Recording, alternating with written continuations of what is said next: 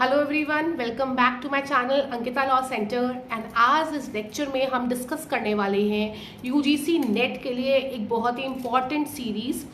देखो, law paper तो हम वैसे ही पढ़ रहे हैं, ठीक है। अपार्ट फ्रॉम दैट, लॉ के साथ साथ हम जो डील करने वाले हैं दैट इज ऑल्सो पेपर 1। आपका 15 जून तक मैं सारा सिलेबस कंप्लीट करा दूंगी।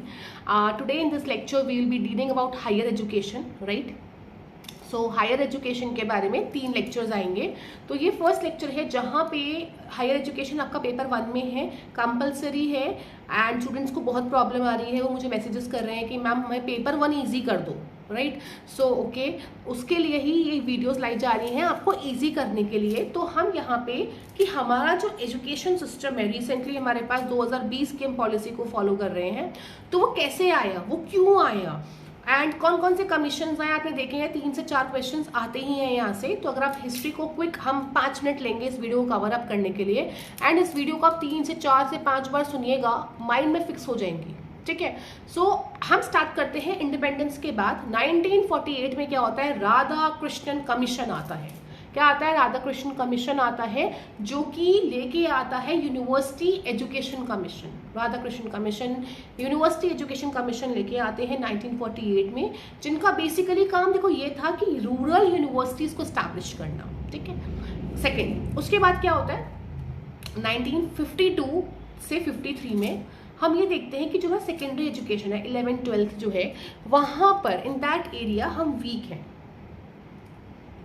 That is a weak point. So Mudaliar commission आती है और वो उस पर फोकस करती है।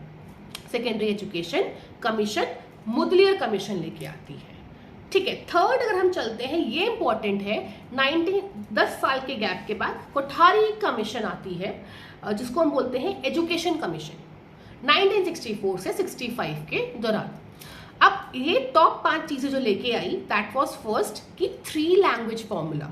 एक तो आपको इंग्लिश पता होना चाहिए, हिंदी पता होना चाहिए, एंड उसके साथ साथ क्या मदर टंग पता होनी चाहिए, ठीक है। तो सेकेंड पॉइंट है, उन्होंने मदर टंग पे भी फोकस किया। थर्ड, उन्होंने कहा कि हम अपनी जीडीपी से 6% जो है वो एजुकेशन पे डालें। फोर्थ, उन्होंने बोला कि हमें क्वालिटी एजुकेशन एंड ट्रेनिंग पे ध्यान देना है।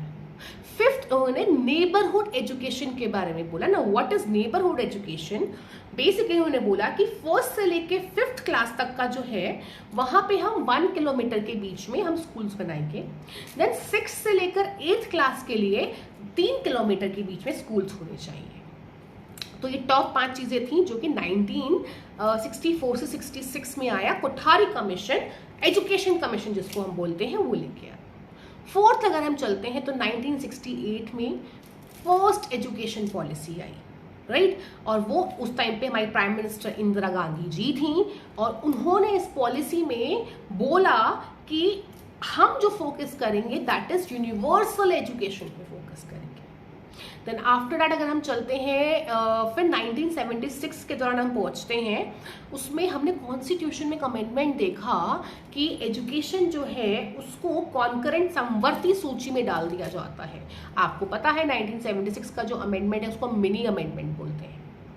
उसके बाद क्या होता है, देन सेकेंड एजुकेशन पॉलिसी आती है जो 1968 की थी, उसी को ही हमने रीडिफाइन किया। 1968 की सेकेंड वाली 1986 हो गई। 1986 में नेशनल एजुकेशन पॉलिसी को हमने थोड़ा सा रीडिफाइन किया, जैसे कि हमने ब्लैक बोर्ड पे फोकस किया, क्वालिटी एजुकेशन पे फोकस किया, राइट।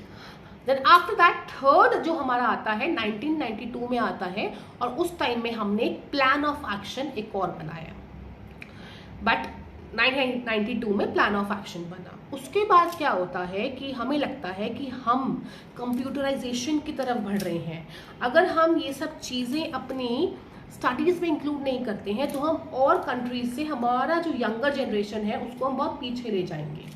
तो 2016 में सुब्रमण्यम कमेटी को गठित किया गया, जो आईटी सेक्टर पे ध्यान देंगे कि उनको कैसे हमें इंक्लूड करना है स्टडीज़ में हमारी।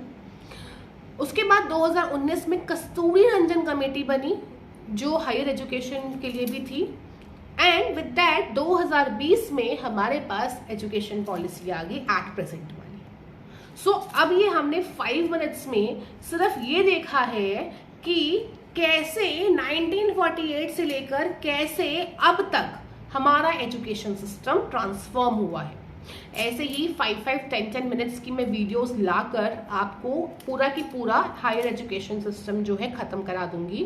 तो ये क्या है, आप अपने पास सेव रखिए वीडियोस एंड क्विक रिविजन के लिए बार बार पढ़िए। It will definitely help you. आप मुझे कमेंट सेक्शन में प्लीज़ पक्का से बताइएगा कि आपको इसमें क्या क्या चीज़ें और चाहिए, क्या क्या ट्रांसफॉर्मेशन चाहिए। मैं उस टाइप के आपके लिए वीडियोज़ लाऊंगी। एंड अगर आपको ये वीडियो थोड़ी सी भी हेल्पफुल लगी हो, please do like, share and subscribe. That's it. Thank you so much.